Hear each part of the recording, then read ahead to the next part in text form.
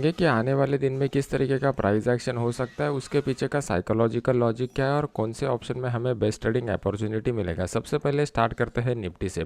अभी आपके सामने मैंने जो चार्ट लगाया हुआ है वो निफ्टी का स्पॉट का डेली का चार्ट लगाया हुआ है। तो ये निफ्टी के स्पॉट के डेली के चार्ट में अगर आप देखोगे तो मार्केट ने यहाँ पर एक स्ट्रॉन्ग अपसाइड का मोमेंटम फ्राइडे के सेशन में हम लोगों को दिखाई दिया है।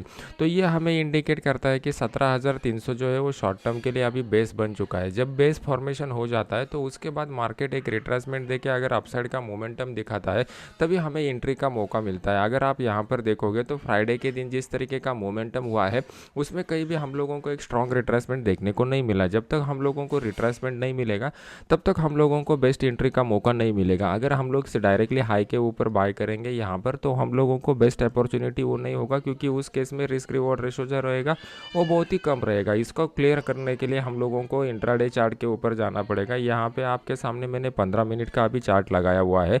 15 मिनट के चार्ट में अगर आप देखोगे तो आपको यहाँ पर क्लियर कट दिखाई दे रहा है कि मार्केट में अपसाइड का एक स्ट्रॉन्ग मोमेंटम हुआ है और एक रिट्रेसमेंट होना जरूरी है। रिट्रेसमेंट में दो टाइप के रिट्रेसमेंट होते हैं, इसको आपको पहले समझना पड़ेगा। जब तक आपको रिट्रेसमेंट का कंसेप्ट क्लियर नहीं हो जाएगा तब तक आप रिट्रेसमेंट के ऊपर ट्रेड नहीं कर पाओगे। पहला रिट्रेसमेंट जो होता है वो प्राइस का होता है और दूसरा रिट्रेसमेंट जो होता है वो टाइम का होता है। अभी प्राइस का रिट्रेसमेंट बहुत सारे लोगों को पता रहेगा, लेकिन टाइम रिट्रेसमेंट के बारे में आपको ज़्यादा आइडिया नहीं है। मार्केट में अगर आप देखोगे तो जब भी हम लोग चार्ट का एनालिसिस करते हैं, जनरली हम लोग क्या करते हैं, एक्स एक्सिस का एनालिसिस करते हैं और वाई एक्सिस का एनालिसिस करते हैं। तो एक्स एक्सिस और वाई एक्सिस में हम लोग क्या देखते हैं, हम लोग नीचे वाले एक्सिस में यहाँ पर टाइम देखते हैं और ऊपर वाले एक्सिस में हम लोग प्राइस देखते हैं। अभी आपका पूरा का पूरा फोकस जो रहेगा वो प्राइस के ऊपर रहेगा। लेकिन अगर आप ऑप्शन में ट्रेड करते हो तो ऑप्शन में एक टाइम डीके का कंसेप्ट आता है।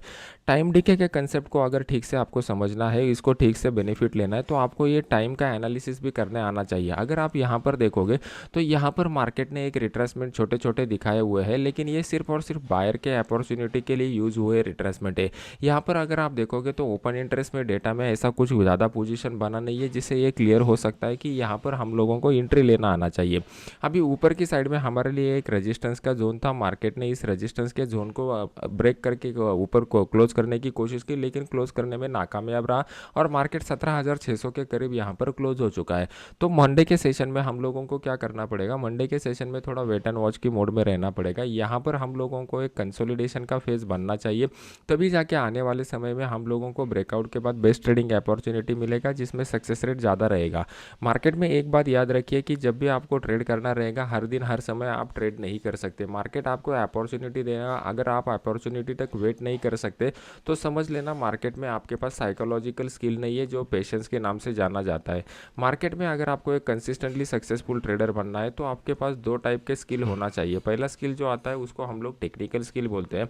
टेक्निकल स्किल में जनरली हम लोग प्राइस एक्शन, ओपन इंटरेस्ट के डेटा को रीड करना सीखते हैं, और जो सेकंड स्किल आता है उसको हम लोग साइकोलॉजिकल स्किल बोलते हैं।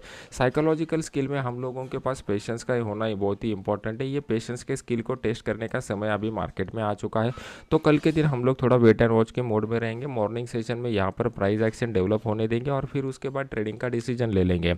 अभी कल के दिन मॉर्निंग में बेस्ट ट्रेडिंग अपॉर्चुनिटी कहाँ पे मिल सकता है, तो वो बेस्ट ट्रेडिंग अपॉर्चुनिटी का एक चांस हम लोगों को मिलेगा, लेकिन उसके लिए मार्केट जो है वो गैप डाउन ओपन होना बहुत ज़रूरी है। अगर मार्केट कल के दिन गैप डाउन ओपन होता है 17,540 के लेवल के करीब, तो यहाँ पे एक अपॉर्चुनिटी हम लोगों को मिलेगा।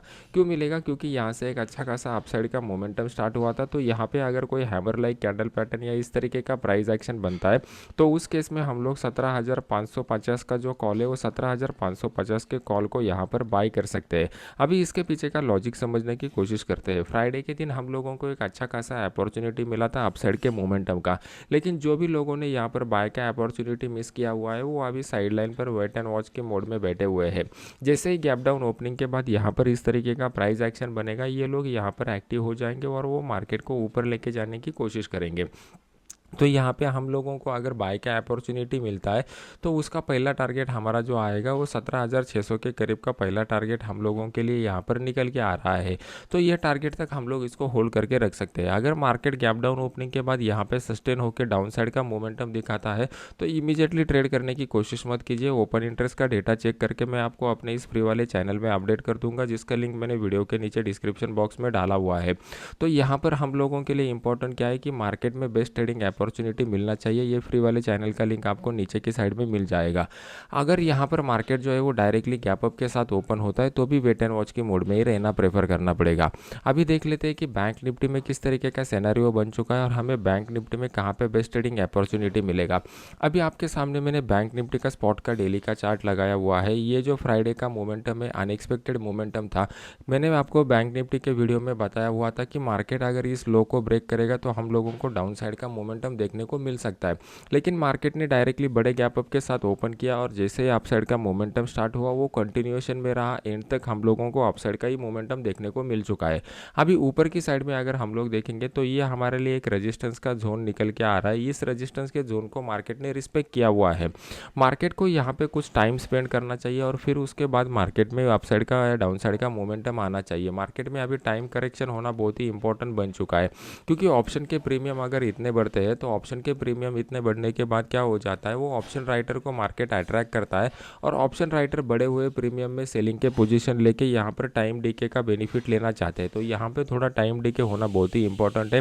टाइम डीके होगा तभी जाके हम लोगों को एक अच्छा अपॉर्चुनिटी मिलेगा, अदरवाइज एक अच्छा अपॉर्चुनिटी कल के दिन मिलना आपके लिए थोड़ा मुश्किल है।